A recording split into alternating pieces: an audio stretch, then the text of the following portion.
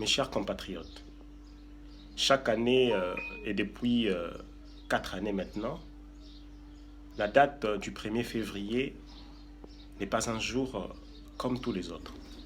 C'est exactement le jour où le visage paternel de la scène politique congolaise nous avait quittés, et de manière tout à fait inattendue.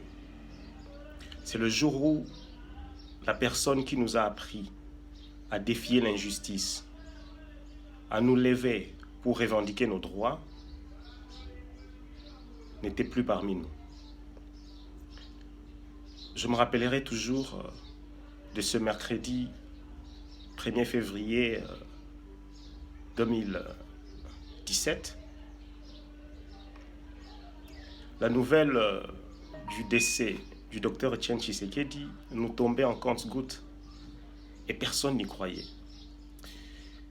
Et je me rappellerai toujours parce que un silence avait enveloppé cette soirée toute la République et la ville de Kinshasa en particulier où je me trouvais. Et je savais que ces silences, ces calmes présageaient un orage. Parce que quelque temps après, la nouvelle de la mort du docteur Etienne Tshisekedi nous était annoncée. Et je me rappellerai toujours de combien j'ai vu des pleurs en train de monter dans toute la République. Et cela nous avait permis de réaliser combien cet homme était cher pour nous et combien il représentait pour nous en tant que visage paternel. Et du coup, je pensais en ces moments à ce que sera la scène politique congolaise par la suite, au regard du grand rôle combien important que jouait le docteur Etienne Tshisekedi sur la scène politique congolaise.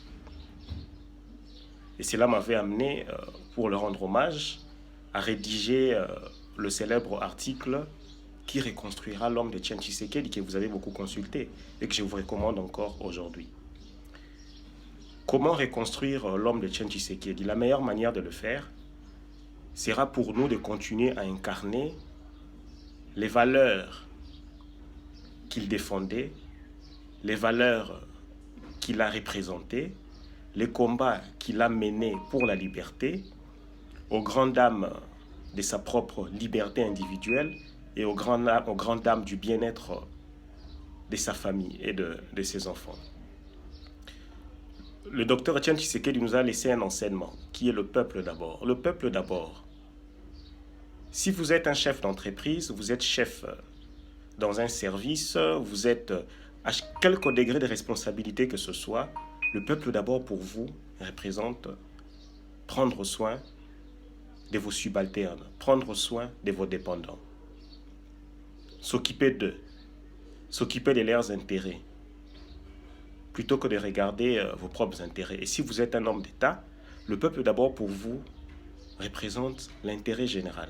Travaillez pour l'intérêt général, travaillez pour l'intérêt du bien-être de toute la population. C'est les leçons que nous aurons apprises du docteur Etienne Tshisekedi et que nous devons continuer à incarner dans notre manière de faire au quotidien. Je vous remercie.